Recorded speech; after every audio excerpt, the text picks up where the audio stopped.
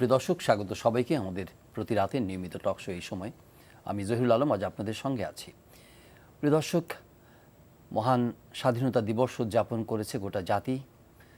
আমরা কৃতজ্ঞ চিত্রে গোটা জাতি অবনত মস্তকে স্মরণ করেছে আমাদের সেই বীর সেনানীদের, শ্রদ্ধায় অবনত হয়েছি তাদের প্রতি। তাদের যারা জীবন উৎসর্গ করেছেন এই দেশ মাতৃকার জন্য, মাতৃভূমির স্বাধীনতার জন্য জীবন বাজি রেখে যুদ্ধ করেছেন আমাদের এই দেশকে মুক্ত করবার জন্য, তাদের প্রতি বিনম্র শ্রদ্ধা। আবার শ্রেষ্ঠ সন্তানদের স্বপ্ন, এবং আজ আমরা এই বাংলাদেশে যখন সুবর্ণ জয়ন্তীর পথে এগিয়ে চলেছি, সেই দেশ তাদের স্বপ্ন পূরণের কতটা কাছাকাছি পৌঁছতে পেরেছি, রাজনীতি থেকে শুরু করে অর্থনৈতিক, সামাজিক, সাংস্কৃতিক জীবনে সেই মুক্তির পথে আমাদের প্রাপ্তি, এবং আরও কতটা আমরা এগোতে পারতাম, আরও কতটা এগোনো আমাদের প্রয়োজন ছিল বা আছে, সে বিষয়গুলো নিয়ে আজকে আলাপ করব। এছাড়া সমসাময়িক অন্যান্য প্রসঙ্গ তো থাকবেই, বিশেষ করে রাজনৈতিক প্রসঙ্গ আলাপ করব। শুরুতেই তিনজন অতিথির সঙ্গে পরিচিত হব। আজ আমাদের সঙ্গে রয়েছেন জনাব কাজী ফিরোজ রশিদ এমপি, প্রেসিডিয়াম সদস্য, জাতীয় পার্টি, স্বাগত আপনাকে। রয়েছেন ডক্টর জাফরুল্লাহ চৌধুরী, ট্রাস্টি, গণস্বাস্থ্য, স্বাগত আপনাকে। এবং রয়েছেন ডক্টর মিজানুর রহমান, উপাচার্য, জগন্নাথ বিশ্ববিদ্যালয়, স্বাগত আপনাদের তিনজনকে। আলোচনায় যাব তার আগে শিরোনামগুলো একটু বলতে চাই। বিনম্র শ্রদ্ধায় শ্রেষ্ঠ সন্তানদের স্মরণ করছে জাতি, দলমত নির্বিশেষে ঐক্যবদ্ধভাবে কাজ করার প্রত্যয়। সন্ত্রাস, জঙ্গিবাদ ও মাদক থেকে নতুন প্রজন্মকে রক্ষায় সর্বস্তরের মানুষের প্রতি আহ্বান প্রধানমন্ত্রী। গণতন্ত্র হরণ করে দেশকে ব্যর্থ রাষ্ট্রে পরিণত করেছে সরকার, অভিযোগ ফখরুলের, জিয়ার মাজারে শ্রদ্ধা। গোপালগঞ্জে ভোট গণনা নিয়ে পরাজিত দুই প্রার্থী সমর্থকদের সাথে পুলিশের সংঘর্ষ, 10 জন আহত। নওয়াজ শরীফকে চিকিৎসার জন্য 6 সপ্তাহের জামিন দিয়েছে পাকিস্তানের সুপ্রিম কোর্ট। শিরোনামগুলো বললাম, কোথা থেকে শুরু করবো? জনাব কাজী ফিরোজ রশিদ, আপনার কাছ থেকে আসতে চাই। দেশের স্বাধীনতা দিবসের প্রাক্কালে আমরা যখন আলোচনা করি, তখন প্রথমেই আমাদের মাথায় আসে যে আমরা আমাদের অর্জনের দিকটা আমরা প্রচুর অর্জন করেছি এই সময়ের মধ্যে, এবং সেগুলো আসে। কিন্তু আমরা যদি দুই দিক থেকেই, মুদ্রার এপিট ওপিট দুটো দিক থেকে যদি পর্যালোচনা করি, কেউ বলবেন যে গ্লাস ইজ হাফ ফুল, কেউ বলবেন যে হাফ এমটি, এই আলোচনা আছে। কিন্তু আমিও আপনার সঙ্গে প্রশ্নে যাওয়ার একটা ভূমিকায় বলতে চাই যে আমাদের জিডিপি সাইজ বেড়েছে, আমরা আমাদের রোবাস্ট কী বলে যে জিডিপি 7% গড়ে এরও পেরিয়ে গেছে, আমাদের গড় আয়ু বেড়েছে, আমাদের গড় আয় বেড়েছে, আমরা পরমাণু ক্লাবের সদস্য হয়েছি, আমরা স্যাটেলাইট উৎক্ষেপণ করেছি, আমাদের পদ্মা সেতু হচ্ছে, শিশু মৃত্যুর হার কমেছে, আমরা 2030 সালে এবং 2050 সাল নাগাদ বিশ্বের সেরা ইকোনমিকগুলোর মধ্যে আমরা ঢুকে যাব, আমরা এশিয়ান টাইগার বলা হচ্ছে, বেস্ট 11 বলা হচ্ছে, নেক্সট 11 বলা হচ্ছে, অনেক কিছু। আমাদের অর্জনের কোনো শেষ নাই। আপনার কাছ থেকে আমরা জানতে চাই যে আপনি একজন মুক্তিযুদ্ধের সেনানী হিসেবে বা এই দেশের সক্রিয় রাজনীতিক হিসেবে আপনার দর্শনে বাংলাদেশের এই অগ্রগতি এবং যে হাফ এমটি যদি বলি, সেই দিকগুলো কিভাবে ফুটে ওঠে আপনার চোখে? ধন্যবাদ। প্রথম হচ্ছে যে আমাদের মুক্তিযুদ্ধের প্রয়োজনটা কেন ছিল? আমরা তো একটি স্বাধীন দেশেই ছিলাম, জি, আমরা পাকিস্তানের নাগরিক, এখানে সবাই ছিলাম। তাহলে আরেকটি স্বাধীনতার কেন আমরা যুদ্ধ করবো, কেন জীবন দেবো, কেন 30 লক্ষ মানুষ জীবন দেবে, 2 লক্ষ মা বোন তাদের সম্ভ্রম হারিয়ে সর্বশান্ত হয়ে যাবে? এটা তো দরকার ছিল না। এই জন্য দরকার ছিল যে মানুষের যা কিছু বললেন, এই অর্জন, টাকা পয়সা, ধন দৌলত, আমি ভালো থাকবো, এইটি স্বাধীনতার উদ্দেশ্য না। স্বাধীনতার মূল জায়গা ছিল, চেতনা ছিল যে আমরা ছিলাম চরম বৈষম্যের শিকার। পাকিস্তানিরা আমাদেরকে মনে করতো আমরা 3য় শ্রেণীর নাগরিক, 3rd ক্লাস সিটিজেন। 1200 মাইল দূরে দুইটি দেশ, খাবার, পোশাক, ভাষা সব আলাদা। শুধুমাত্র ধর্মের নামে আমাদেরকে এক করে নেওয়া হয়েছিল। এবং তারপরে তারা যে জুলুমটা করছে, অন্যায় করছে, অবিচার করছে, অত্যাচার করছে, আমাদের উপর যে বৈষম্যর শিকার, প্রতি পদে পদে, চাকরিতে আমাদের বৈষম্য আছে, ব্যবসায় বৈষম্য আছে, চলাফেরায় বৈষম্য আছে, প্রতিটি কাজে কাজে আমাদের এইখানে জাতীয় সঙ্গীত ছিল পাক সাদ জমিন সাদ বাদ, আর যে বাংলায় গাইতাম পাকিস্তান জিন্দাবাদ গাইতাম। এখানে উর্দু কথা বলতে হতো ঢাকা শহরে। আমি 63-তে জগন্নাথ কলেজে ভর্তি হয়েছি, যখন ওটা বিশ্ববিদ্যালয় হয় নাই। আজকে জগন্নাথ কলেজের বিশ্ববিদ্যালয়ের ভিসি সাহেব আছেন আমাদের। ভাইস চ্যান্সেলর সাহেব আছেন। 63-তে ভর্তি হলাম। তা আমরা দেখলাম যে অধিকাংশ ইসলামপুর এই অঞ্চলটা বিহারি অধ্যুষিত এবং তাদের ব্যবসা বাণিজ্য সবকিছু দোকান গিয়ে আমাদের উর্দু কথা বলতে হতো। জি। এইটি বড় কথা না। ঢাকায় আবার একটু উর্দু বলতে ভালো, হ্যাঁ, ভালোবাসতো। তারা তো নবাবের এবং বংশ, তারাও এটাই করতো। তা আমরা অনুভব করলাম যে এখান থেকে, এবং আমরা এটার প্রতিবাদ করতে পারতাম না। জি। তারপরে প্রতিবাদ করতে করতে একটা সময় দেখা গেল যে আমাদের মধ্যে তো ওদের পক্ষের লোক বেশি ছিল। জাতির জনক বঙ্গবন্ধু এগিয়ে এলেন, তখন উনি জাতির জনক হন নাই, বঙ্গবন্ধু হন নাই, শেখ মুজিব। জি। উনি 6 দফা দিলেন। জি। 6 দফা দেওয়ার পরে 6 দফা ছিল আমাদের মুক্তি সনদ, বাঙালির মুক্তি সনদ। এই 6 দফাকে আমরা লুফে নিলাম। আওয়ামী লীগের কেন্দ্রীয় কমিটিটাকে প্রথম গ্রহণ করে না, কিন্তু ছাত্রলীগ গ্রহণ করেছিল। তখন কিন্তু বাংলায় ঘরে ঘরে 6 দফাকে পৌঁছে দেওয়ার দায়িত্ব ছিল পূর্ব পাকিস্তান ছাত্রলীগের, সেদিন বাংলাদেশ ছাত্রলীগ। এরপরের ইতিহাস আপনারা সব জানেন। জি। সেই জন্য কিন্তু আমাদের মুক্তি সংগ্রামটা 70-এর নির্বাচন, এই নির্বাচনে পাকিস্তানিরা মনে করেছিল যে বাংলাদেশে যেহেতু মুসলিম লীগ একটা বড় দল, অন্তত তারা 30টা আসন তো পাবে, আর পাকিস্তানে আমরা মোটেও পাবো না। কিন্তু দেখা গেল সম্পূর্ণ উল্টো। গোটা বাঙালি জাতি বঙ্গবন্ধুর পিছনে 6 দফার একত্রিত হয়ে তারা ভোট দিল নৌকায়, এবং মাত্র 2টি আসন, নুরুল আমিন সাহেব এবং রাজা ত্রিদিব রায় চৌধুরী হিল ট্যাক্সের দুটো বাদে 167টা আসন পেল 59-এর মধ্যে। পাকিস্তানের অবিসম্মিত নেতা, একমাত্র নেতা হইলেন বঙ্গবন্ধু শেখ মুজিবুর রহমান। ক্ষমতা দিল না, ও যুদ্ধ অবিসম্ভাবিত হয়ে গেল। তারপরে 1 মার্চ বন্ধ করলো, 3রা মার্চ আমরা পতাকা দিবস করলাম। এই করতে করতে 7ই মার্চ বঙ্গবন্ধুর কালজয়ী ভাষণ, সেদিন থেকেই আমাদের স্বাধীনতা যুদ্ধ। তো যুদ্ধটা শুধুমাত্র যে অর্থনৈতিক মুক্তি সেটা না, আমাদের অর্থনৈতিক মুক্তি, সামাজিক মুক্তি এবং আমাদের সাংস্কৃতিক মুক্তি এবং একটা মানুষের পরিপূর্ণ বিকাশ ঘটানোর জন্যই আমরা এই স্বাধীনতার জন্য লড়েছিলাম। এবং আমি মনে করি যে এতদিন পর আপনি যেখানে বললেন প্রত্যেকটা সূচকে আমরা সামনে এগিয়ে গেছি, এটা সত্য। এবং আজকে মাননীয় প্রধানমন্ত্রী যেটা বলেছেন যে আমাদের এখন সংগ্রাম হবে মাদকের বিরুদ্ধে, সন্ত্রাসের বিরুদ্ধে, জঙ্গিবাদের বিরুদ্ধে। এটাও কিন্তু আমাদের একটি সমস্যা রয়ে গেছে। এইটাকে আমরা ওভারকাম করতে পারলে বাংলাদেশ একটা ভালো দেশে পরিণত হবে, এবং আমরা সেই প্রত্যাশাই করি। কারণ একটি কথা বলে শেষ করব যে এই দেশকে আমরা কিন্তু 3টি জিনিস উপহার দিলাম। এই যে মুক্তিযোদ্ধারা বসে আছি, আমরা একটা জাতীয় সঙ্গীত দিয়েছি, একটি জাতীয় পতাকা দিয়েছি, একটি স্বাধীন ভূখণ্ড দিয়েছি। এটা হচ্ছে একটি অমূল্য সম্পদ জাতির। এটা ছিল না, এই স্বাধীন ভূখণ্ডটা ছিল না যে ম্যাপটা আজকে দেখতেছেন, এই জাতীয় পতাকাটা এটা ছিল না, এই জাতীয় সঙ্গীত এটা ছিল না। এই 3টি জিনিস এই দেশের আগামী প্রজন্ম যুগ যুগ ধরে, এটা যতদিন দেশ থাকবে এটা ধরে রাখবে। জি, ডক্টর জাফরুল্লাহ, স্বাধীনতা পেয়েছে, কিন্তু প্রশ্নটা এখন হচ্ছে যে আমাদের অর্জনের কোনো শেষ নেই। এই অর্জনের মানে list will go on and on and on. কিন্তু আমরা একই সঙ্গে যেটা উনি বলছেন যে আমাদের মাননীয় প্রধানমন্ত্রী রেফারেন্স দিয়ে বলছেন যে এখন জঙ্গিবাদ, মাদক, সন্ত্রাস, এগুলোর বিরুদ্ধে এইরকম আমাদের আরও অনেক কিছু চ্যালেঞ্জ আছে, সেগুলো যদি একটু আমরা ফোকাস করি, কারণ অর্জনের সঙ্গে সঙ্গে আমাদের চ্যালেঞ্জগুলো নিয়েও আলোচনা করতে হবে। আজকে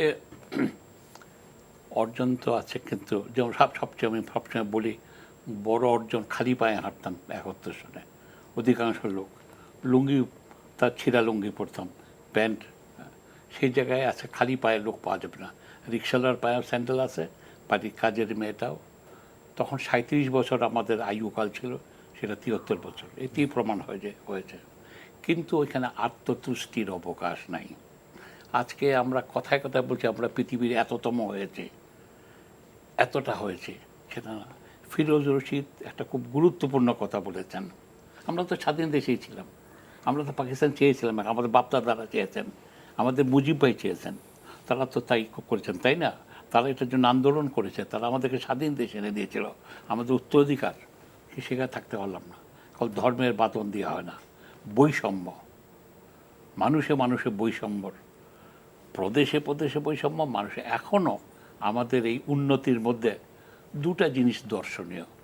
একটা হলো আমি কার তুলনায় ভালো করেছি। যেন আমরা কথায় কথায় বলি আমাদের শিশু মৃত্যু কমেছে, মাতৃত্ব, এই সবই সত্যি কথা।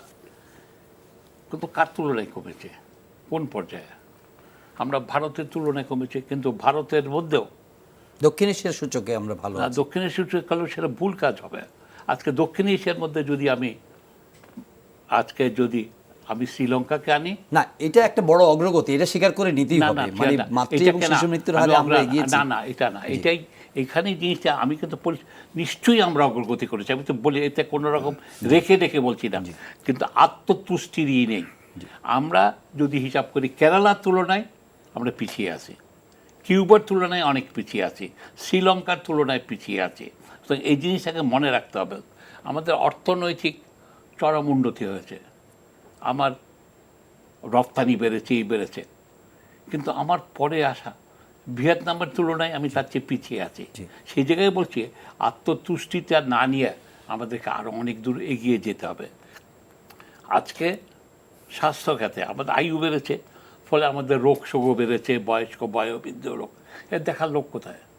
আমরা কাজ করার জন্য মিডল ইস্টে, আফ্রিকায় বিভিন্ন জায়গায় ছড়িয়ে পড়েছি, বাড়িতে টাকা পাঠিয়ে দেয়, কিছুটা দিই, কিন্তু এখানে তো দেখাশোনা করতে হবে। আমার এই জাতির প্রতি বছর আমাদের কয়েক মিলিয়ন বেকার সৃষ্টি হচ্ছে। আজকে আমার প্রধানমন্ত্রী কাঁধে কিন্তু তো ভয়ানক দায়িত্ব বেড়েই যাচ্ছে। তারপরে দেখেন, উনার অনেকগুলি ভালো কথা, আমি বারে এখানেও বলেছি, উনার কিন্তু চিন্তার স্বচ্ছতা আছে। উনি ঠিকই চিনেছেন। উনি বলছেন যে বাংলাদেশ যেটা একটা মাত্র দিয়ে, এখানে সব যেখানেই থাকি না কেন সেখানেই ছেলে মেয়েটার লেখাপড়ার সমান সুযোগ থাকতে হবে, স্বাস্থ্যের সুযোগ থাকতে হবে, আমার বাপ মার টিকে থাকার সুযোগ থাকতে হবে। কিন্তু আজকে পর্যন্ত আমরা গ্রামে গঞ্জে ডাক্তার পাঠাতে পারছি না। জি, ওকে, আমরা আরও বিস্তারিত আলাপ করব। প্রফেসর মিজানুর রহমান, ওনার কাছ থেকে একটু শুনতে চাই। এখানে জনাব কাজী ফিরোজ রশিদ যেমনটা বললেন যে মুক্তিযোদ্ধারা এই দেশকে একটি স্বাধীন পতাকা দিয়েছে, একটি জাতীয় সঙ্গীত দিয়েছে, একটি ভূখণ্ড দিয়েছে। এর বাইরে আমাদের যে স্বাধীনতার অনেক অর্জনের মধ্যে আমরা সেগুলো সেলিব্রেট করি, এগুলো বলিও, কিন্তু আপনার চোখে যে মানে স্বাধীনতা পেয়েছে কিন্তু মুক্তির কথাটা যখন আলোচনা আসে, তখন আপনি কিভাবে মানে জিনিসটা বিশ্লেষণ করেন? ধন্যবাদ। বিশেষ করে আজকে স্বাধীনতা দিবসে আমাদের বীর মুক্তিযোদ্ধাদেরকে স্মরণ করছি। বিশেষ করে দুইজন একবারে মুক্তিযুদ্ধের নেতৃত্ব দিয়েছেন, কাজী ফিরোজ রশিদ চৌধুরী, কাজী ফিরোজ রশিদ এবং জাফরুল্লাহ ভাই। তো এদের সামনে রেখে আমরা বলছি, কিছু কিছু বিষয়ে অনেক সময় যখন এরকম আলোচনায় বসি, বিশেষ করে স্বাধীনতা দিবস, বিজয় দিবসে, তখন কিছু কিছু স্বপ্ন বলি, স্বপ্নের কথা বলি। আমার মনে হয় যারা যুদ্ধ করেছিল তারা এত বেশি স্বপ্ন ওই সময় দেখে নাই, এগুলো এখন দেখছি আমরা। তখন নিশ্চয়ই আমরা পদ্মা ব্রিজ, পারমাণবিক বিদ্যুৎ কেন্দ্র, সমস্ত ফ্লাইওভার, মেট্রো রেল, এগুলো কি স্বপ্ন দেখছিল ফিরোজ ভাই, জাফরুল্লাহ ভাই দেখছিল? অ্যাপোলো হাসপাতাল স্বপ্ন দেখছিল, স্কয়ার, এগুলো না। একটা দেখছিলাম, সবাই সমান আচ্ছা, চিকিৎসা পাবে। সেই জন্য কিন্তু স্বপ্ন এটা দেখেছিল যে গণতন্ত্রের না, স্বপ্ন না, দেখেছে, আমি সেটা বলছি, সমাজতন্ত্রের স্বপ্ন আমি- দেখেছে, আমি অসাম্প্রদায়িক বাংলাদেশের স্বপ্ন দেখেছে। সেই কথাটাই বলছি আমি। আমাদের আপনি যেটা দিয়ে শুরু করছিলেন যে গ্লাসটাকে অর্ধেক Half full নাকি half না, empty? আমি কখনোই গ্লাসটাকে হাফ খালি যেটা আমি দেখি না, কারণ অর্ধেকটাই পানি আছে আর বাকি খালিটাই বাতাস আছে, অক্সিজেন আছে, খালি থাকে না, বাতাস কখন খালি থাকে না। এখন আপনাকে ওই জায়গাটায় না, কিন্তু ওইটাকে পানিতে কিন্তু খালি দেখার মধ্যেও একটা পজিটিভ না, দর্শন আছে, না, positive- যে খালিটাকে পূরণ করার স্বপ্ন। আমি কখনোই খালি দেখি না, কারণ ওই জায়গায় অক্সিজেন আছে, আপনাকে এটা কাজে লাগাতে হবে। যেটা আমি সবসময় যেটা বলি, হ্যাঁ অবশ্যই রাহুল ভাই যথার্থ বলছেন যে আমাদের একেবারে আত্মতৃপ্ত হওয়ার কোনো কারণ নেই। আমাদের মূল যে জায়গাটা আমাদের স্বাধীনতার, আপনি যদি 7ই মার্চের ভাষণে দেখেন, মুক্তি শব্দটা 5বার আসছে, স্বাধীনতা একবার। সেই জন্য মুক্তি বলতে এই দারিদ্র্য থেকে মুক্ত হওয়া এবং কুপমণ্ডকতা, সাংস্কৃতিক সংস্কৃতি, এই সব কিছু থেকে মুক্ত হওয়াকে বলছিলেন। সেই কাজগুলো কিন্তু নিরন্তর অনেক দিন যাবত করতে হবে, এগুলো খুব রাতারাতিও হয় না। যেখানটায় কিনা বলা হয় 3টা পতাকা, দেশ, বাংলাদেশ, জাতীয় সঙ্গীত, যেটা জাফরুল্লাহ ভাই ফিরোজ রশিদ ভাই বললেন, সেখানে আমরা আসলে এগুলো হয়তো ছিল, কারণ দেখেন মাত্র 3.5 বছর যেগুলো অর্জন করলেন, পতাকা, জাতীয় সঙ্গীত, দেশ, এইটির নাম কেউ আসতেছিল।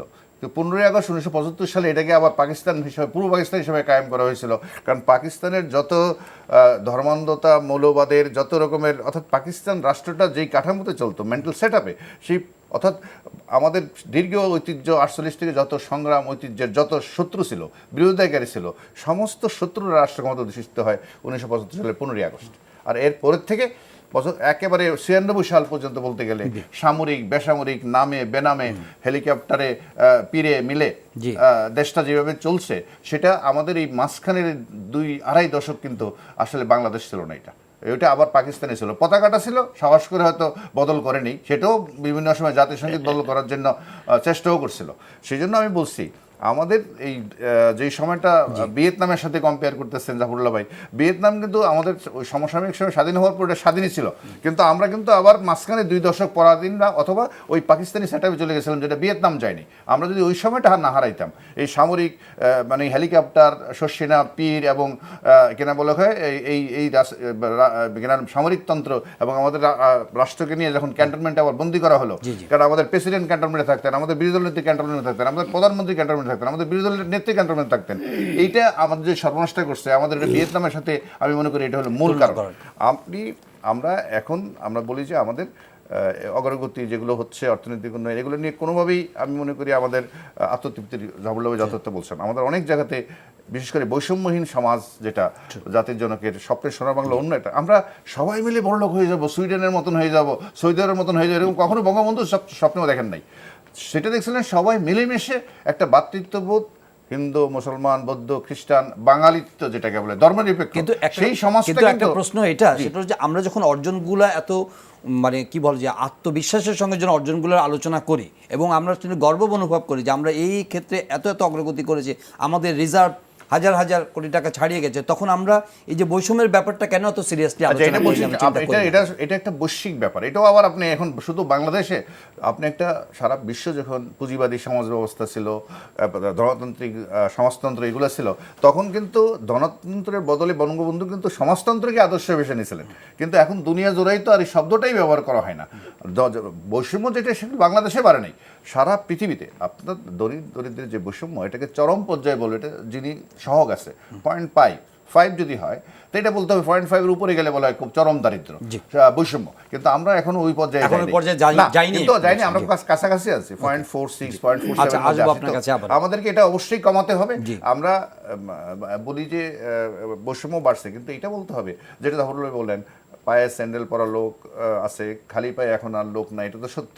খালি গায়ে লোক নাই, ন্যূনতম একটা চিকিৎসা সেবা পাচ্ছে না, এইগুলো কিন্তু আমাদের স্বীকার করতে হবে। আর খাদ্য উৎপাদন সব যদি বড় লোকরা তো নিয়ে নিচ্ছে, খেয়ে ফেলতেছে বলি, কিন্তু আমাদের এই 4.25 কোটি টন যে চাল উৎপাদন করে, এটাও কি বড় লোকরা খাচ্ছে? তার মানে চালগুলো আমরা এক্সপোর্টও করি না, তার মানে হচ্ছে আমাদের দরিদ্র মানুষ যেগুলো না খেয়ে থাকছে এখন কিন্তু ভাত খাচ্ছে। এটাকে স্বীকার করতে হবে, এটা স্বীকার না করে তো স্বীকার করেই আমরা আলোচনা করতে চাই। জনাব কাজী ফিরোজ রশিদ, এই যে এগুলো স্বীকার করার পরেও আপনি যদি রাজনীতির সূচকে আসেন, অর্থনৈতিক সূচকে তো আমরা অনেক অগ্রগতির কথা বলছি, ধনী গরিবের বৈষম্যের বিষয় আসছে, আমাদের ব্যাংক মানে আর্থিক ব্যবস্থাপনার ক্ষেত্রে আসছে, খেলাপি ঋণের প্রসঙ্গ আসে, আমাদের শিক্ষার মানের প্রসঙ্গ আসে, আমাদের স্বাস্থ্যের সূচক আসে, আমাদের দুর্নীতির সূচক আসে, এবং আমাদের জাতীয় জীবনে অনেক যে সাধারণ ঘটনা যেগুলো আসে, যে 50 বছর পরও কিন্তু এখন আমরা এই যে কি বলে যে দখলের কথা নিয়ে আলোচনা করি, ল অ্যান্ড অর্ডার নিয়ে আলোচনা করি, বাক স্বাধীনতার বিষয়গুলো আলোচনা করি। আপনার কাছে এই বিষয়গুলো কিভাবে আসে? না, একটা দেশ থাকলে এগুলো থাকবে, এটা সমাজের একটি অংশ মনে করতে পারেন। যে একটা প্রতিযোগিতা থাকবে, রাজনৈতিক প্রতিযোগিতা থাকবে, তারপরে অর্থনৈতিক প্রতিযোগিতা থাকবে, সব জায়গায়। আপনি চিন্তা করেন স্বাধীনতার সুফল, তো এখন এই যে একটা টেলিভিশনের মালিক বাঙালি হবে, এটা কেউ চিন্তা করছে না? একটা না, হয়তো 35টি টেলিভিশন দেওয়া হয়ে গেছে। কোনোদিন ব্যাংকের মালিক বাঙালিরা হবে চিন্তা করছে? এখন দেখা যাচ্ছে কত ব্যাংক আছে, কোনো হিসাব নিকেশ আমি বলতে পারবো না। আবার একই সঙ্গে ব্যাংকের টাকা পয়সাও আবার যাচ্ছে। এটা তো একটা যাবেই। যখনই একটা জিনিস হয় সেখান থেকে কিছু ল্যাপস হবে, সেটার মধ্যে বিচার হবে, ইয়ে হবে, সবই হবে। কিন্তু এগুলো হচ্ছে, অর্থাৎ দেশ ডেভেলপমেন্টে গেলে কিছুটা তো সব জায়গায় একটি ঘাটতি থাকবে, এর মধ্যে কিছু দুর্বলতা থাকবে, সেগুলো সরকারকে দেখতে হবে। কিন্তু প্রশ্ন হচ্ছে যে উন্নয়নের সূচকে কোথায় গেছে দেশ? আপনার এইখানে যে আপনি যেগুলো বললেন, পায়রা সমুদ্র বন্দর থেকে শুরু করে মাতার বাড়ি বিদ্যুৎ কেন্দ্র থেকে শুরু করে সব জায়গায় উন্নয়নের একটি মহাসড়ক ফিনোমেনাল, অবশ্যই বলবো সেটা। সমুদ্র সীমা মতো জিনিস আমরা অর্জন করতে পেরেছি। এবং আমরা এইরকম একটা এককালে তো দরিদ্রতম একটি দেশ ছিল আমরা, তলাভেন ঝুরি, সেই দেশে আমরা 15 লক্ষ রোহিঙ্গাদের আশ্রয় দিচ্ছি, 3 বেলা খাবার দিচ্ছি। তো এটা একটা বিরাট ব্যাপার যে আমরা তো নিজেরই খেতেছি, উপরন্তু 15 লক্ষ লোককে আমরা আশ্রয় দিতে পারলাম মানবিক কারণে, মানে প্রথমত দিলেন সাহস করে। তো সেইখানে আমার একটি প্রশ্ন হচ্ছে, আমরা হাউতাস করতে লাভ নাই, দেশটা স্বাধীন করছি আমরা ছিলাম পরাধীন থাকলে এর কিছুই হতো না। স্বাধীনতা বঙ্গবন্ধু এনে দিয়েছেন, উনি সমান, মানে উনি একটা সিঁড়ি করে দিয়ে গেছেন, ভিত্তিপ্রস্তর দিয়ে গেছেন। এখন আপনি যত তলা ইচ্ছে বানান, কোন সরকার আসলো, কে কয় তলা বাড়াইলো, এটা আমাদের কোনো ব্যাপার না, দেশ এগিয়ে যাবে। উন্নয়ন হচ্ছে একটা ধারাবাহিকতা, একজন আসবে 3 তলা করছে, আরেকজন সে 10 তলা করবে, যে যত স্পিডে করতে পারে করবে। কিন্তু দেশটা যে স্বাধীনতা এনে দিয়েছেন জাতির জনক বঙ্গবন্ধু, অতএব উনি হচ্ছে মূল জায়গা। সেই স্বাধীনতার আছে দেখি কিন্তু আমরা আজকে এখানে দাঁড়িয়ে পারছি। এখন আপনি বলতে পারছেন হ্যাঁ, এর মাঝে মাঝে কিছু জায়গায় দুর্বলতা থেকে যাবে। আজকে মাদকে সারা দেশে সয়লাভ হয়ে গেছিল, তার বিরুদ্ধে একটা বড় অভিযান চলতেছে, কিছু স্থগিত হয়েছে। আপনি উনি বলছেন যে মাদক সন্ত্রাস একটা বড় সমস্যা দেশের। সন্ত্রাস খেলে একজনকে মারলেই সন্ত্রাস হয় না, একটা দখলদারি সন্ত্রাস হয়, একজনকে বগাদারি সন্ত্রাস হয়, একটা মেয়ে যখন রাস্তায় বেরোবি প্রিজিং করলে সন্ত্রাস হয়, এই রাস্তাঘাটে বেপরোয়াভাবে গাড়ি চলাচল করছে, এটাও সন্ত্রাসের মধ্যে পড়ে। অর্থাৎ এইগুলো একটা শৃঙ্খলা ফিরিয়ে আনতে হবে। এটা হচ্ছে সরকারের দৈনন্দিন কর্মকাণ্ডের মধ্যে পড়ে, কিন্তু তার সাথে স্বাধীনতার কোনো তুলনা করা যাবে না। কারণ দেশ স্বাধীনতা একটি লক্ষ্য ছিল যে দেশ স্বাধীন করবো। মিজান ভাই যথার্থ বলেছেন যে আমরা তখন তো জানতাম না যে স্বাধীনতার পরে পদ্মা ব্রিজ হবে, আমরা বড় লোক হবো, আমরা টেলিভিশন মালিক হবো, ব্যাংকের মালিক হবো, এটা চিন্তা করি নেই। আমাদের উপরে অন্যায় অত্যাচার জুলুম চলতেছে, চরম বৈষম্যের শিকার, এইটা থেকে বেরিয়ে আসার জন্য, আমার দেশকে বাঁচানোর জন্য আমরা স্বাধীনতা চাই, এইটা ছিল আমাদের মূল লক্ষ্য। এখন তারপরে তো দেশ অনেক এগিয়ে গেছে এবং আরো যাবে। ডাক্তার জাফরুল্লাহ, আপনার মধ্যে কি হাউতাস কাজ করে নাকি আশা বেশি কাজ করে? না না, হাউতাস কাকা, ওটা হতাশা নাই, আপনার নিশ্চয়ই হতাশার কারণে। তবে না, কিন্তু অনেক আলোচনার মধ্যে তো আপনি ধরুন রাজনৈতিক সূচকের কথা যদি আলোচনা করেন সেক্ষেত্রে আপনি সেখানে আসছে, দুঃখ আছে। মুজিব ভাই চেয়েছিলেন একটা শান্তির দেশ, হাসি খুশিতে শান্তিতে থাকবো, সবাই মিলেমিশা থাকবো। ওনার কিন্তু একটা ইয়ে ছিল মিলেমিশা থাকবো। আমি এই ঘটনা বলেছি আগে, একশো বাড়িতে সবাই মিলিয়েছে, 2-4টা চোরচোটা থাকবে কিন্তু এত বেশি কিছু না। 72 সনে আমার স্ত্রীকে নিয়ে আমি কক্সবাজারে গিয়েছিলাম, শীতের সময় কম্বল পাইনি, তখন কাছে তো বঙ্গবন্ধু আইসে, মুজিব ভাই পয়সা দিয়েছিলাম, কম্বল দেয়নি আপনার মানুষে, অভিযোগ। আরে রেড ক্রসের ইকে কাজী করা, এই করছস কি, 7 কোটি কম্বল দিছি, সব বেঁচে আমারটাও তো সব দিস। ডাক্তারের বউ কষ্ট পাইছে, যাওয়ার পর বলতেছে সারা জীবন কিছু পাইনি, বকাবকি করে দিয়া। তারপর উনি কী বললো, সবাই মিলে আমরা ভালো লোকের দেশ বানাবো। ওনার যে স্বপ্ন, সবাই শান্তি, সবাইকে শান্তিতে, উনি একলা শান্তিতে থাকতে চান নাই। আজকে সেইখানকার যেটা বিষয়টা আমাদেরকে লক্ষ্য থাকে, উনাকে যদি আমরা যদি শান্তিতে না থাকি, উনি শান্তিতে থাকবে না, মুজিব ভাই শান্তিতে থাকবে না। আমি সেই জন্যই যে জায়গাটায় আসতে চাচ্ছি, অনেক বিল্ডিং হয়েছে, অনেক কিছু হয়েছে, কিন্তু শান্তির সে যেন দূরে চলে যাচ্ছে। যেমন ধরেন আজকে আমাদের গ্রামগঞ্জেই আছে, এখন রোগ শোকের নন কমিউনিকেবল, যেমন সারা বছর চিকিৎসা নিতে হয়। এখন সারা বছর আগে যদি আপনার নিউমোনিয়া হইতো, কলেরা তো, ডায়রিয়া হইতো, 7 দিন 10 দিনের মধ্যে হয় এপার বা ওপার হইতো। এখন তার সারা বছর নিতে হবে। তার মানে হলো কি, ওষুধের মূল্যটা যদি আপনার আয়ত্তের মধ্যে না থাকে, আপনি ফতুর হয়ে যাবেন। আজকে আমি ডায়ালিসিস নিয়ে ফিরছি হাসপাতালে, পেরোতে পারি না, পায়ে পড়ছে, আমার 200 টাকা কমায় দেন, কিছু কমায় দেন। আমি ভাই তুমি তো দই হলো 800 টাকা, কমাবোটা কোন জায়গায়? ভাই না, আসা যাইতে 300 টাকা চলে যায়। তা এখন এই যে জিনিসটাকে, যেইটার জন্য যেই দেশটা উনি দিয়ে গেছেন আমাদেরকে, কিন্তু এইগুলির কিন্তু যে জায়গাতে আসতে চাচ্ছে, এই সবই করা সম্ভবপর। আমরা জেনেও যেন কোথায় কে যেন আটকে দিচ্ছে। আজকে শিক্ষার কথা বললেন, এত পরীক্ষার দরকার আছে কিনা মিজান? আমরা সবাই তো আসছে, প্রাইমারি স্কুল আমরা পড়ে আসছি না? আমার প্রাইমারি স্কুলের পরীক্ষা কি নিয়েছে, পণ্ডিতে নেয়নি আমার প্রাইমারি। আজকে কেন আমি ঢাকা শহরে নিয়ে আসতেছি?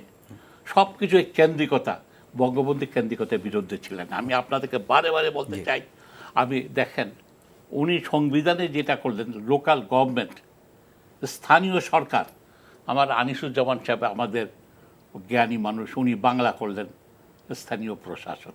ফলে আমলার কাছে ক্ষমতাটা দিয়ে দিলেন। আমলারা তো এটা নিয়ে বসে, তখনকার দিনে সিএসপি ছিল, এখন বিসিএস আছে। Okay. বেতন বাড়ে, মাস্টারের বেতন বাড়ে না। অমুকের এই জায়গাগুলিতে যদি না আসে, সরকারকে, প্রধানমন্ত্রীকে বিভিন্ন নিরাপত্তার স্তর তাকে ঘিরে রাখতেছে। রাজনীতিতে যেখানে রাজনীতিবিদরা তার পাশে নাই, মিজান কয়বার দেখা করে শিক্ষার ব্যাপার আলাপ করতে পারে। তো এখন আমাদেরকে এই জায়গাটাতে আমাকে চিন্তায় ফেলে।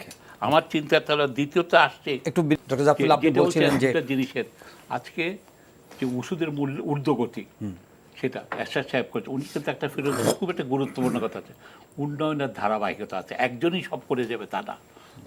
বঙ্গবন্ধু পথ দেখিয়েছেন, এই দেখেছেন। তবে একটা না, কিন্তু জিনিস ডক্টর মিজান যেটা বলছেন যে নানা সময় এই পথযাত্রার মধ্যে অনেক বিচ্যুতি হয়েছে, হয়েছে। সেই জন্য যে 50 না, বছরের সেটা অগ্রগতি আছে, যা আশা সেটা- করা হচ্ছে সেটা- সেই 50 না, বছরের সেটা অগ্রগতির নিয়ে- ওই প্রত্যাশিত সেটা নিয়েও হয়তো হতে পারে, কিছুটা মানাও যেতে পারে কিছুটা, কিন্তু অপর পক্ষে আমার মনে হয় কি, যেটা গেছে খালি পুরানো কাসুন্দি গেটে না গেটে আমরা সামনের দিকে তাকাই, আমরা সামনের দিকে তাকাই। যদি এরশাদ সাহেব যদি ওষুধের দাম কমাইতে পারে থাকে, আমার প্রধানমন্ত্রী হাসিনা পারবেন না কেন?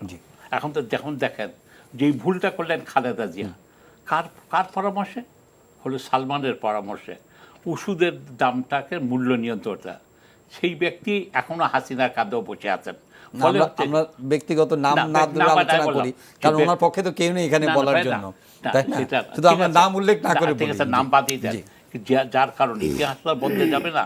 1994 সনে যার পরামর্শ করেছিলেন এখনো, তাহলে ওষুধের দাম কমছে না। আমি এটা উন্নত দেখিয়েছি এদের, ওদের দেখালাম একটা একই রকম 600 টাকা আর 60 টাকা। এখন এইসব জায়গায় আজকে যদি সরকার যদি এইসব নিয়ন্ত্রণ না করে, জি। কতক জায়গায় সরকারের নিয়ন্ত্রণ করতে হবে।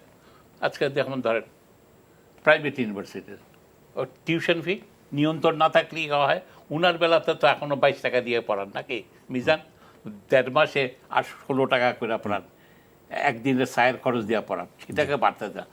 এইসব জায়গাতে কতক জায়গাতে জি, সরকারের ডক্টর মিজান নিয়ন্ত্রণ দরকার। এখানে এখানে আমার আপনি শিক্ষার সূচক নিয়ে একটু বলেন যে আমরা 50 বছরে যেখানে এসেছে শিক্ষার সূচকে কি আমরা আসলে আশাব্যঞ্জক জায়গায় আসতে পেরেছি? এখনো প্রশ্নপত্র ফাঁস নিয়ে, এখনো আমাদের শিক্ষাঙ্গনের পরিবেশ নিয়ে, এখনো আমাদের একাডেমিক সিলেবাসের মান নিয়ে আমরা কিন্তু স্ট্রাগল করছি। না, সেটা তো প্রথমে আমি একটু বলি, একটু যেটা দুজনের বক্তা বলে গেছেন, সেটা হচ্ছে অবশ্যই আমাদের গ্রামীণ অর্থনীতি, গ্রামীণ স্বাস্থ্য, গ্রামীণ শিক্ষা, সেখানে কিন্তু কাজ করার যথেষ্ট সুযোগ আছে এখনো।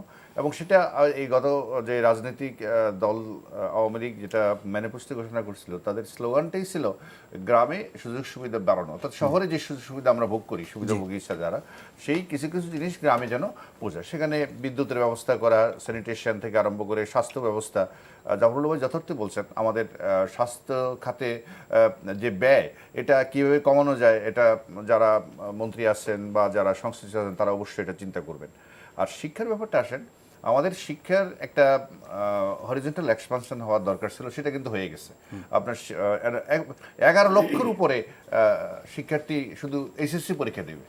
11 লক্ষ, মোর দেন 11 লাখ, তাই দেখলাম, আরো বেশি। এরকমই বোধ হয়। তো এই যে এর মধ্যে মোর দেন 50% হচ্ছে কেন বলা হয় মেয়ে। আমাদের লক্ষ্যটা ছিল যে 2020 সালের পর্যন্ত এসে আমাদের ছেলে মেয়ে শিক্ষা অনুপাতটা সমান হবে, কিন্তু এটা কিন্তু আরো 2 বছর আগে, 3 বছর আগে আমরা অর্জন করে ফেলছি। এবং কোথাও কোথাও এটা মেয়েদের সংখ্যা বেশি হয়ে গেছে। অতএব এই যে শিক্ষার সম্প্রসারণের যে ব্যাপারটা, সেই কাজটাও ইতিমধ্যে আমরা আমার মনে হয় যথার্থভাবেই হচ্ছে। কিন্তু আপনি অবশ্যই বলতে পারেন যে হ্যাঁ, আমাদের গবেষণা, আমাদের শিক্ষার মান, সেখানে প্রচুর এখনো কাজ করার সুযোগ আছে। মানগত ব্যাপারে আমাদের আন্তর্জাতিক মান যেটা আগের চেয়ে, যদি বলেন যে মান কেবল খারাপ হয়ে গেছে, এটা আমি অবশ্যই ভিতরের লোক হিসাবে, কারণ আমি 40 বছর যাবৎ বিশ্ববিদ্যালয়ে ছাত্র এবং শিক্ষক হিসাবে, খুব খারাপ হয়ে গেছে যারা বলেন, তাদের কথা আমি বিশ্বাস করি না। কারণ এত খারাপ হলে আমরা আমাদের এত উন্নয়ন হচ্ছে কীভাবে? উন্নয়নের আর কোনো মিরাকেল নাই। শিক্ষা ব্যবস্থার মানে রেজাল্টই হচ্ছে ডেভেলপমেন্ট। শিক্ষায় সেই ক্ষেত্রে আপনি আবারও বলছি আমাদের এটা কারণ এটা আমাদের দেশের আগের থেকে হয়তো আমাদের সম্প্রসারিত হচ্ছে প্রচুর এখন জেনারেল ইউনিভার্সিটির সাথে সাথে প্রযুক্তি বিশ্ববিদ্যালয় টেকনিক্যাল এডুকেশন এগুলো হচ্ছে, কিন্তু এটাও স্বীকার করতে হবে শিক্ষার যে আন্তর্জাতিক মান, যে লেভেলে এখন গবেষণা হচ্ছে, যে স্তরে প্রকাশনা হচ্ছে, সেই স্তরে আমাদেরকে যেতে হবে, সেখানে আমাদের বিনিয়োগ করতে হবে স্বাস্থ্য এবং শিক্ষা খাতে। এটা বলে নেই কারণ বাজেট যেহেতু আসছে, শিক্ষা এবং বিনিয়োগ খাতে আমাদের বাজেট অবশ্যই বাড়াতে হবে। আরেকবার আসবো আপনার কাছে, যেমন কাজী ফিরোজ রশিদ, আপনি একজন সিজন পলিটিশিয়ান, একজন ভেটারান পলিটিশিয়ান, রাজনীতির সূচক নিয়ে একটু আপনি যদি রিফ্লেক্ট করেন যে এই 50 বছরে বাংলাদেশের রাজনীতি, এই বিভাজন, এই সংঘাত, এই এই এই এই মানে পারস্পরিক এই বিদ্বেষ, প্রতিহিংসা, এই বিষয়গুলো রাজনীতিকে কোন জায়গার মধ্যে নিয়ে এসেছে, দেশকে কোথায় নিয়ে এসেছে? আপনি আসল জায়গাটা ধরেছেন এবার।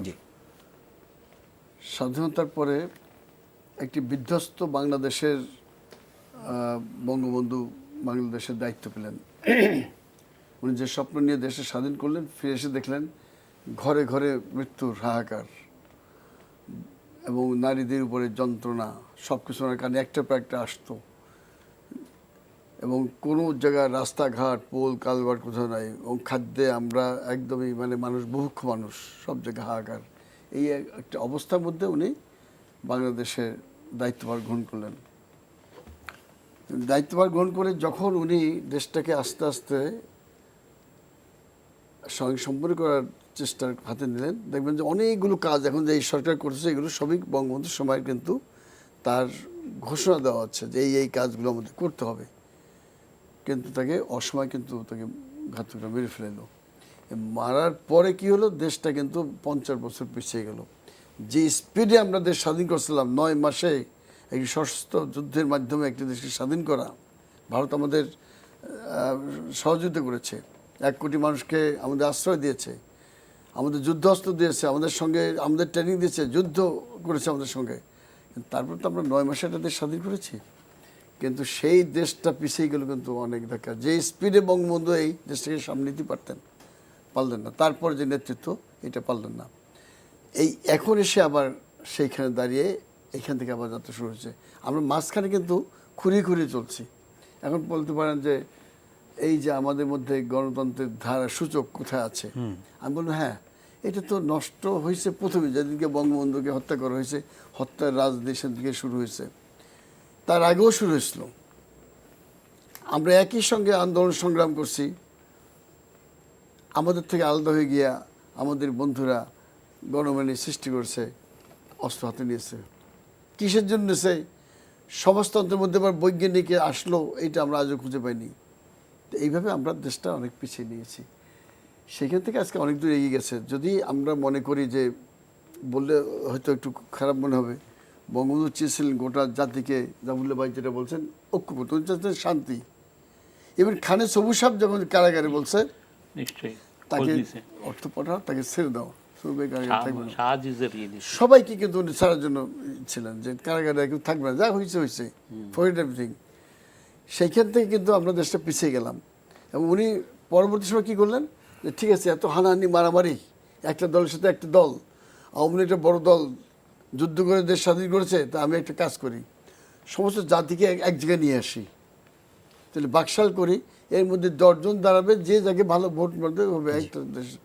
সেইটাকে কিন্তু উনি শেষ করে দিতে পারলেন না প্রথম দিকেই। কিন্তু তার একটু রিলেট করি আপনার সঙ্গে, একটু রিলেট করি এখনকার সময়ের সঙ্গে, যে সাপ্লিমেন্ট হিসেবে প্রধানমন্ত্রী কিন্তু পরশুদিন না গতকালই বাকশাল প্রসঙ্গে বক্তব্য রেখেছেন যে নির্বাচনী ব্যবস্থায় যদি সেটা ফলো করা হতো তাহলে অত এই নির্বাচন হানাহানি হতো না। আজকে বিএনপি পজিটিভ সেন্সে একটা বলেছেন, কিন্তু আবার বিরোধী দল থেকে একই সঙ্গে আবার আওয়াজ তোলা হয়েছে যে দেশকে মানে ছদ্মাবরণে আবার বাকশালের দিকে ফেরত নিয়ে যাওয়া হচ্ছে।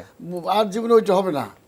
আওয়ামী লীগ ক্ষমতা আছে, তারা আবার যদি কোনো বিএনপি পারে ক্ষমতা আসবে, জাতীয় পার্টি পারলে আসবে, সেটা হবে না। কিন্তু বঙ্গবন্ধু যেটা চেয়েছিলেন, সৎ উদ্দেশ্য নিয়ে গোটা জাতিকে ঐক্যবদ্ধ করে জাতিকে সামনে দিকে এগিয়ে নেওয়ার জন্য, যে আমরা এত একটা যুদ্ধ, এত মানুষ মারা গেছে, যে স্বাধীন করে ফেলেছি, আমরা গোটা জাতিকে এক করে আমরা সামনে এগিয়ে যাব, এই জন্য উনি একটি প্ল্যাটফর্মের মধ্যে সব এনেছিলেন। বাকশাল হবার পরে আমি তখন যুবলীগ করতাম, ডেকে বললাম যে এখন যুবলীগের কোনো প্রেসিডেন্ট থাকবে না, সেক্রেটারি জেনারেল হবে। মানে এইটা আবার কি, আমাদের president secretary vice president no, এবং তুমি সেক্রেটারি জেনারেল হবার সিটির। আমি করলাম, এটা গেজেট করলাম। তো তা আমরা জুজুপুরি করি, আবার গেজেট করতে হবে কেন? আমি জাতীয় পার্টি করি, কোথায় গেজেটে আমার নাম থাকবে? এটা ভিন্ন ভিন্ন কথা। উনি বলছেন এটা পরে বুঝবা। অর্থাৎ এই যে জিনিসটা বোঝার আগে ওনাকে শেষ করে দিল, তারপর কিন্তু দেশ পিছিয়ে গেছে। সেইখান থেকে আজকে প্রধানমন্ত্রী ওই সেন্সে বলেন, উনি বলছেন যে সেদিন যদি এটা থাকতো, তা আজকে কিন্তু এতগুলো দল থাকতো না, যে ইচ্ছে ক্ষমতা থাকতো, যারা থাকতো হয়তো ভিন্ন মত আমি করতে পারি, কিন্তু আমাকে মানুষ ভোট দিচ্ছে, একটা প্রদেশ থেকে আমাকে ভোট দিছে, ঢাকা থেকে আপনি হইলেন, আরেক জায়গা থেকে উনি হইলো, আমরা সবাই কিন্তু এই বাংলাদেশের বাসিন্দা। কিন্তু ওইটা এখন নেই, সেই কনসেপ্ট নেই। এখন আওয়ামী লীগ ক্ষমতা আছে, আমরা জাতীয় পার্টি ছিলাম, মাঝে বিএনপি ছিল, আওয়ামী লীগ আবার পর এইবার 3বার রাষ্ট্রীয় ক্ষমতা আছেন, ভবিষ্যতে কে যাবে বলা মুশকিল। সে এখন তো দলতন্ত্র চলবে। কিন্তু একটি কথা প্রথমত ওই জন্য বলছেন, তো এত হানানি হইতো না যদি ওই কনসেপ্ট থাকতো, তাহলে কোন দল ক্ষমতা বসবে এইটা নিয়ে দল দিয়ে মারামারি হতো না। ব্যক্তিগত পর্যায়ে হইতো, কম্পিটিশন হইতো, যে সে ক্ষমতা, রাজনীতিতে অত অশান্তি থাকতো না।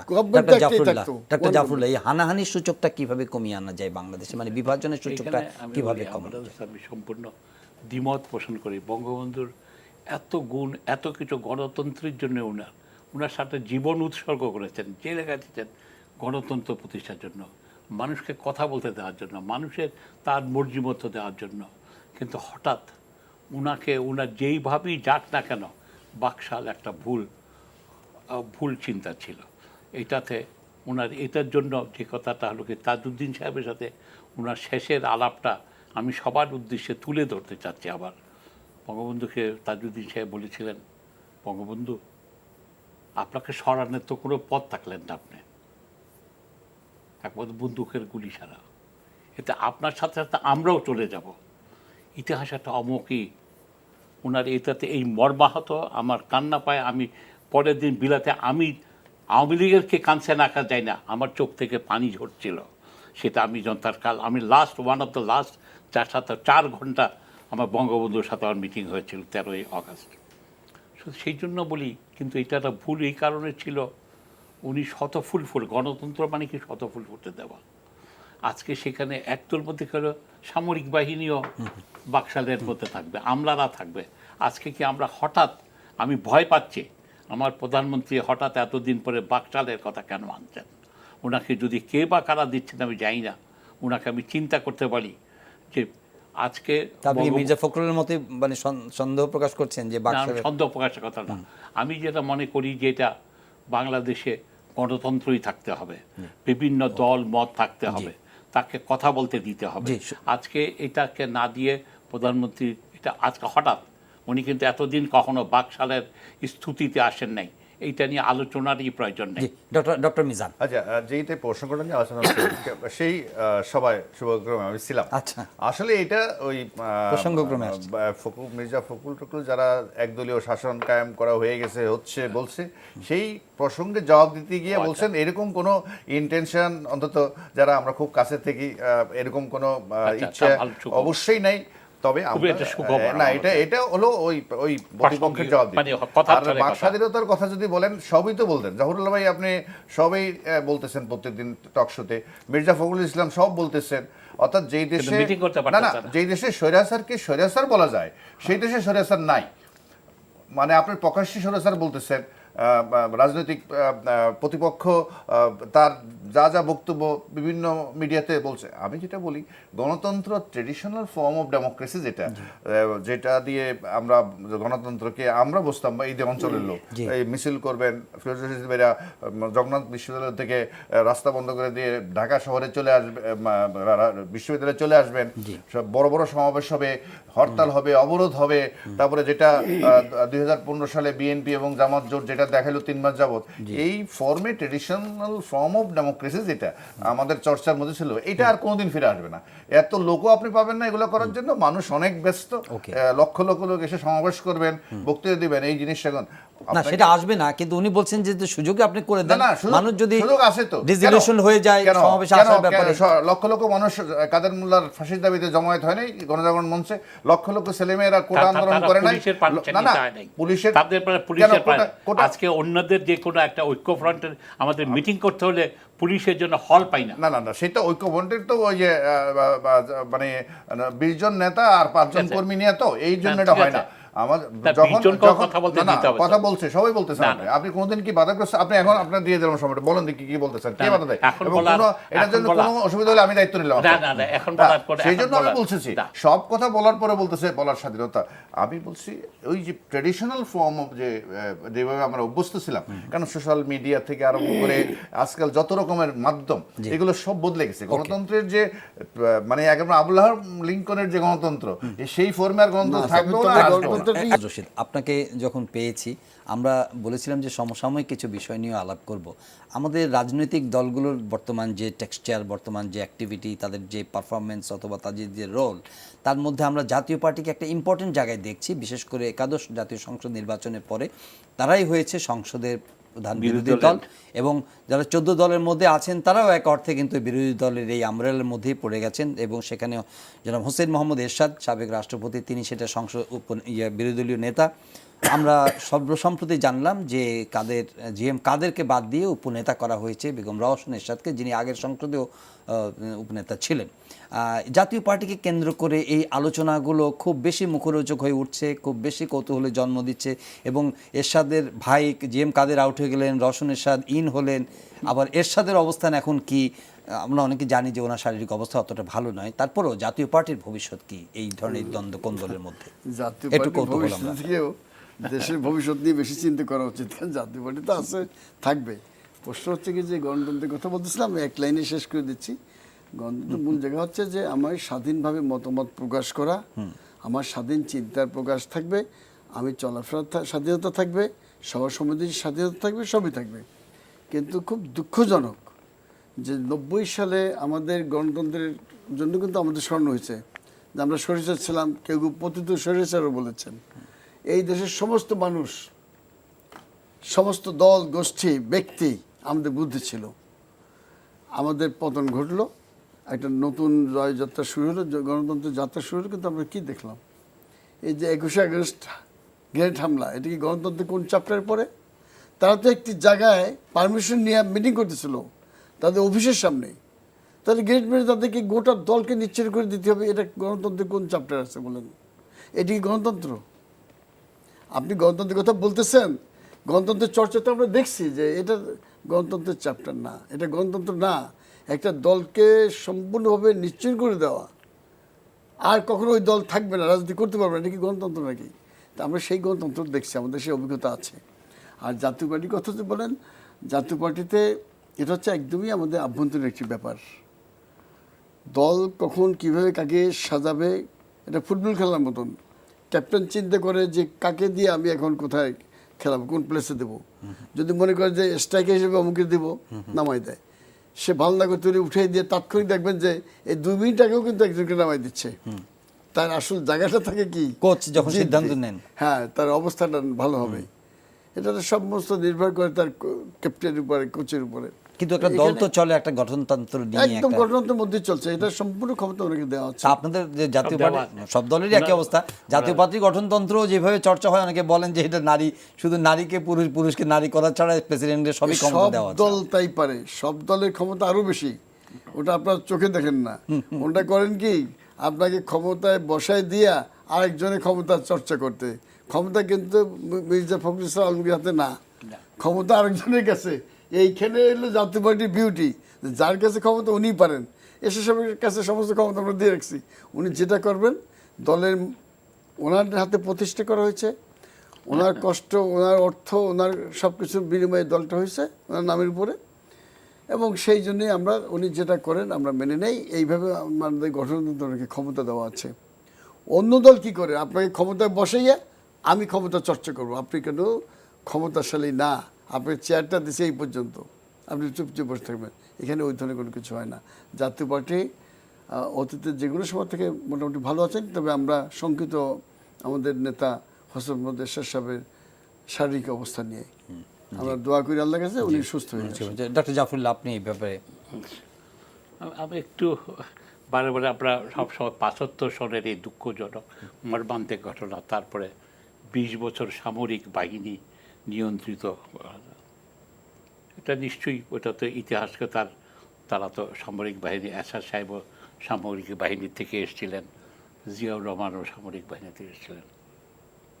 কিন্তু এরশাদ সাহেবের 9 বছর, ওনার 9 বছরে আজকের যত লোক জেলে আছে ওনার আমলে এত লোক জেলে থাকে নাই। ভিন্ন মত সে তো অনেক আগের কথা, তো তখন না, তো অনেক হয়তো আগের এত কথা না। রাজনীতি বাস্তবতা এমন না, না, ছিল না। বাস্তবের কথা না, যেটি ইতিহাসটার সংখ্যা তো আর বদলে যাবে না। আবার এটা আজকে যে টোটাল সব পরিমাণটা, আমি সংখ্যার দিকে উনি শাসন করেছেন, উনি তো বাংলাদেশেরই লোক ছিলেন। আমাদের সামরিক বাহিনী তো আইয়ুব খানের বংশধর না এরা, আমাদের এই ভাই ব্রাদার। সুতরাং এইবার ঠিক ওভাবে নিয়ে এলে বোধহয় আমাদের না, এদের মধ্য দিয়েও এরাও গণতন্ত্রের জন্য এদের সব না, কেন আলোচনাটা উঠলো যে জাতীয় পার্টি একটা প্রধান না, না, আমি পিভট আসছি। আমাদের রাজনীতি এই মুহূর্তে, না, না, যেহেতু সেটা ঐক্যফ্রন্ট একদম বা ফিরোজ বিএনপির রশিদ, কোনো অবস্থান একদম সংসদে ফিরোজ নেই এই রশিদ মুহূর্তে। একদম সত্য কথা বলেছেন। প্রত্যেকটা পার্টি এক ব্যক্তি নিয়ন্ত্রিত, অভ্যন্তরে কারোই গণতন্ত্র নাই। আমি তো খালেদা জিয়াকে চিঠি লিখেছি এই সম্পর্কে, আমি আপনার কাল হবে আপনি যদি পার্টির অভ্যন্তরে গণতন্ত্র না আনেন। উনিও আজকে একে রাখছেন, ওকে কালকে বাদ দিচ্ছেন। উনি ইকে নিয়ে আসলেন কারো পরামর্শ ছাড়াই, তারিখকে বানালেন। সুতরাং এরকম হাসিনা আমাদের, উনি অনেক বেশি বুদ্ধিমতী। উনি ওইকে দিয়ে প্রস্তাব করালেন, আর দ্বিতীয় কোনো প্রস্তাব আসলো না, ওবায়দুল কাদের হয়ে গেলেন। হলেও ওবায়দুল কাদেরই হতো, কিন্তু আমি যদি খুব ক্রিটিক্যালি বলি যে করতে দিলেই তো হতো, আমি বলেছি সেটা। আমি কয়েকটা কথা, এই সরকারের এই আমলের সবচেয়ে বড় কঠিন সমস্যা হলো আইনের নিপীড়ন। আইন মানুষকে রক্ষা করার জন্য, তাকে বাঁচানোর জন্য। যেমন ধরেন একটা সাম্প্রতিকালের দুটা ঘটনার উল্লেখ না করেই পারছে না। মাহফুজ আক্তার কিরণ, ফুটবলার, সে কি বলেছে আমার প্রধানমন্ত্রী নারী হইলেও কেউ বলি নারীদের জন্য পর্যাপ্ত করে, এটা ব্যক্তির একটা বক্তব্য। তার জন্য কোথাকার আব্দুল সোবান চৌধুরী নাকি এক মামলা করে দিল, তাকে ধরে নিয়ে যাবেন। এটা করলে প্রধানমন্ত্রীকে করতে হবে, আওয়ামী লীগ থেকে কাকো, আওয়ামী লীগের অথরাইজ পার্সন মামলাটা আনতে হবে, তাকে কোর্ট ফি দিতে হবে। কোর্ট ফি দেওয়া নাই, কিছু নাই, তার কথা তাকে ধরে বেঁধে নিয়ে গেলেন। শহীদুল আলমের কথা বল, আজকে তাকে 57-এর যেটা বাতিল হয়ে গেছে, সেটা নিয়ে এই জিনিসগুলির দিকে নজর দেওয়ার প্রয়োজন আছে। আজকে যেমন ধরেন, আজকে শিক্ষার মান নিয়ে মিজান খুব গুরুত্বপূর্ণ, ডেফিনিট উন্নতি হয়েছে এইসব জায়গাতে, কিন্তু আজকে এরপরও 5 লাখ বিদেশি কাজ করে। আমার এখানে 20 লাখ লোক বেকার আছে, 5 লাখ বিদেশি শিক্ষিত বেকার। আমি শিক্ষিত বেকারের কথা বলছি। আজকে এই জিনিসগুলি আমাদের নজরে না দিলে আজকের এই 26শে মার্চে যে আমাদের বঙ্গবন্ধুর স্বপ্ন অত্যন্ত অসম্পূর্ণই থেকে যাবে। আশা কথা বলি যে আমরা বৈষম্যের কথা যেটা নিয়ে ফিরে শুরু করেছিলেন, আজকেও বৈষম্যটা অত্যন্ত জর্জল্যমান। ছোট দোকানদার, তাকে টাকা পেতে হলে তাকে 24 থেকে 30% সুদ দিয়ে টাকা নিতে হয়। আর বড় লোকরা, ব্যাংকাররা, তারা টাকা শোধ করে না, 7% সুদে। এখন এইটা যদি বৈষম্য না বলেন, এটা যার আমলে, সামরিক বাহিনীর আমলেই হোক, এই আমলে হোক, এটাকে আমরা কোনো মতেই আমাদের এটা মেনে নেওয়ার ঠিক হবে না। লাস্ট কথাটা বলতে চাই, বিচার বহির্ভূত হত্যা দিয়ে মাদকতা শক্তিও রোধ হবে না, জঙ্গিও হবে না। এটার জন্য আজকে বিচার বহির্ভূত হত্যাকে কোনো মতেই মার না। লাস্ট কথা আবার আমি বলতে চাই, প্রধানমন্ত্রী সংলাপ করে সবাইকে নিয়ে, আপনারা যেটা বাকশাল করেন না, কিন্তু সবার সাথে আলাপ করেন, আলাপ করে এই জেল থেকে তাদেরকে হয় আপনি বেল দেন, জামিন দেন, নয় মামলাগুলি ডক্টর মিজান, 4.5 লাখ লোককে এরকম কোনো বাস্তবতা আছে কিনা একটা? দ্বিতীয় কথা হলো যে জাতীয় পার্টি নিয়ে আলোচনা তুলেছি, সেটা নিয়ে একটু আলোচনা শুনবো, এবং একই সঙ্গে ঐক্যফ্রন্টের ভেতরে বেশ কিছু আলোচনা চলছে, প্রশ্ন আসছে, সেগুলো নিয়ে আপনার মতামত নিন। না, প্রথমে জাতীয় পার্টি তো ফিরোজ রশিদ ভাই যেভাবে বললেন তাদের গঠনতন্ত্র আসছে, কিন্তু আমি মনে করি তো এরশাদ সাহেব শারীরিক অবস্থা বিবেচনায় হয়তো এখনও চলছে, কিন্তু এক পর্যায়ে কিন্তু পার্টিটাকে যদি টিকিয়ে রাখতে হয়, তার গঠনতন্ত্রের উপর ভিত্তি করে টিকিয়ে থাকতে হবে। এবং সেখানে আমি একটা সাজেশন দিতে পারি, সেটা হচ্ছে যে জাতীয় পার্টির করার মতো সম্ভাবনা কিন্তু কিছু লোক এখনও বাইরে রয়ে গেছে। এগুলা বিভিন্ন দলের সিরিয়াসিটি আছে, যদি একটা উদ্যোগ নেয়। কাকে ইঙ্গিত করছেন আপনি? আমি কেনা বলা হয়, জাতীয় পার্টির তো দুটা ভাগ আছে, একসময় একসাথেই ছিল, কেনা বলা হয় জেপি। হ্যাঁ, তো এইগুলো এই কাজগুলো যদি করে যেতে পারতেন এরশাদ সাহেব, যেগুলোকে জড়ো করে আবার জেপি আছে, বিজেপি আছে, এগুলাকে এক জায়গায় করে একটা পুনর্গঠন যদি করে দিয়ে যেতে পারেন, এরশাদ সাহেব একটা ভালো কাজ করবেন একটা। আরেকটা যেটা অবশ্যই আমি আবারও বলবো যে আমাদের রাজনৈতিক বিরোধ বিভেদের কথা হ্যাঁ, বলছেন যে প্রধানমন্ত্রী পারেন যে এগুলোকে আবারও বলছি ওই যেই সবাই মাননীয় প্রধানমন্ত্রী বাকশালের প্রসঙ্গটা আনছেন এটা আসলে নেহাতেই ওই যেই কথা চলে এটা কোনো সম্ভাবনা নেই এবং কোনো ইন্টেনশন নেই, এটা দায়িত্ব নিয়ে বলছে, এই ধরনের কোনো কল্পনা উনি করেন না। কিন্তু আমরা আবারও বলছি যে আমাদের গণতন্ত্রের চর্চার যে ঔপনিবেশিক যে কায়দাগুলো ছিল, উপনিবেশ আমলে যেভাবে সংগ্রাম মিছিল আন্দোলন এগুলোর চর্চা আসলে আর নতুন করে করা সম্ভব নেই দেশে। সেই ক্ষেত্রে আপনাকে ওখানেও একটা গুণগত পরিবর্তন আমাদের করতে হবে। আমাদের হ্যাঁ অবশ্যই জাফরুল্লাহ ভাই যেটা বলছেন, সবাইকে কথা বলার সুযোগ দিতে হবে, আইনের শাসন যেটা, হ্যাঁ যারা অনেক সময় আমি এটার সব বরাবর বিরোধিতা করছি, যে কোনো একটা ঘটনা ঘটলে অজ্ঞাতনামা এটা পুলিশের জন্য একটা অস্ত্র হয়ে দাঁড়ায়। এটা পুলিশকে যদি মামলা করতেই হয় তাহলে সুনির্দিষ্ট, কারণ আমি এই পর্যন্ত অজ্ঞাতনামা মামলা দিয়ে যে সকল মামলা হয়েছে এটার কোনোটা শুরু হয়েছে বলে আমি জানি না। তো খামাখাই এই কাজটা না করে যারা 2001 সালে নির্বাচনের পরে যেসব ঘটনাগুলো ঘটছে, 2015 সালে যারা জ্বালাও পোড়াও করে মানুষ মারছে ঢাকা শহরে 3 মাস, অবশ্যই কেউ না কেউ তো করছে, আপনি নির্দিষ্ট করে আইডেন্টিফাই করে তাদেরকে শাস্তি দিয়ে দেন। কিন্তু বাকিদেরকে ঢালাওভাবে অ্যারেস্ট করে রাখা, এটা আমি বরাবরই এটা বিরোধিতা করি।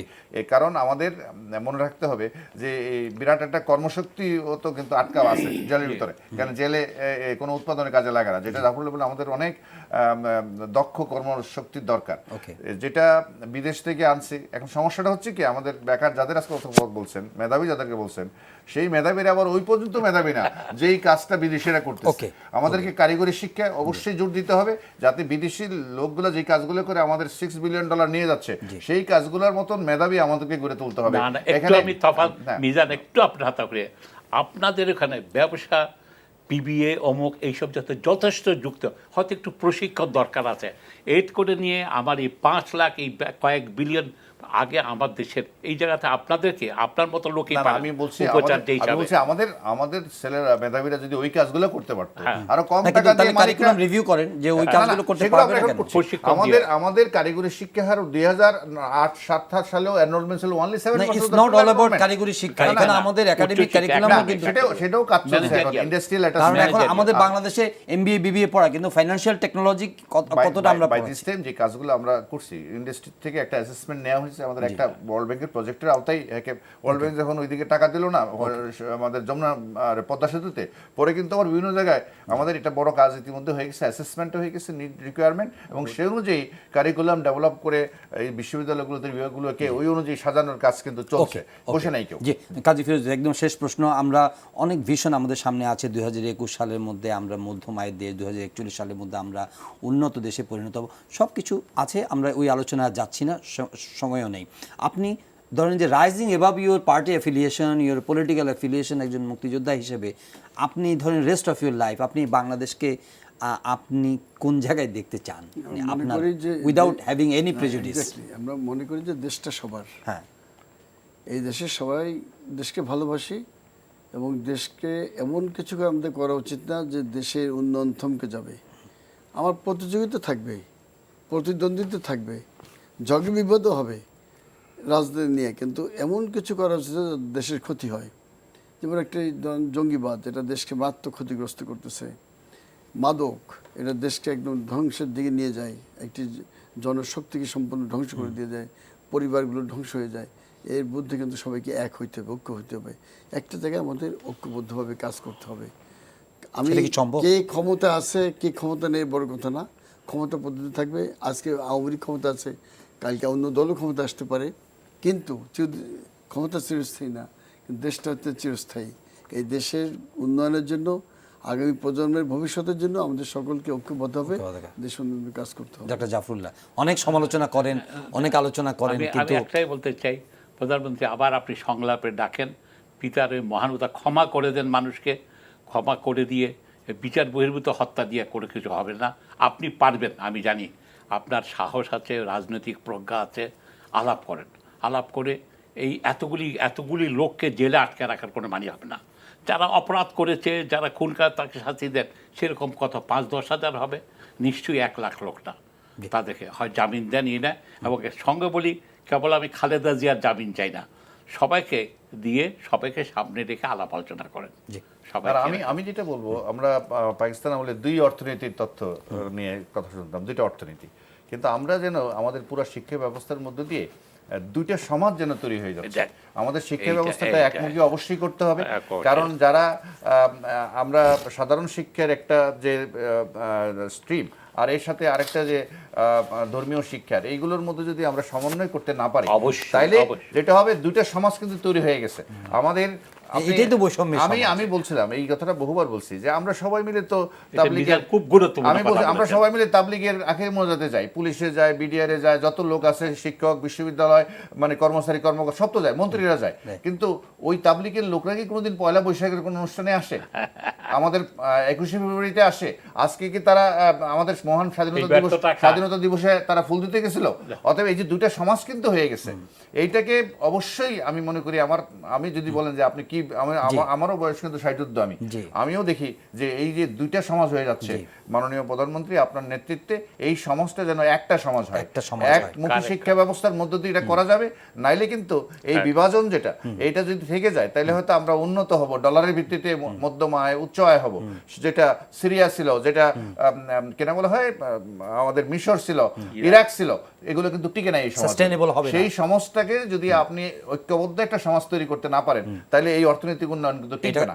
সেজন্য আমাদেরকে একমুখী শিক্ষা ব্যবস্থা করে সবাইকে বাঙালিত্ব, ধর্মীয় মূল্যবোধের প্রতি রেসপেক্ট, যেটাকে বলি এই ধর্মনিরপেক্ষ চিন্তারা যেটা জাতির জন্য করছেন, সেও যদি সামাজিকভাবে এগোতে না পারি, তাহলে এই অর্থনৈতিক উন্নয়নটা কিন্তু এক পর্যায়ে টেকসই হবে না। ধন্যবাদ ডক্টর মিজান, মিজান খুব গুরুত্বপূর্ণ কথা বলছেন, ওনাকে সার্বন্তকরণের সমর্থন দিচ্ছি। ধন্যবাদ। এটি লক্ষ্য হওয়া উচিত। ধন্যবাদ ডক্টর মিজান, ধন্যবাদ ডক্টর জাফরুল্লাহ চৌধুরী, ধন্যবাদ জনাব কাজী ফিরোজ রশিদ।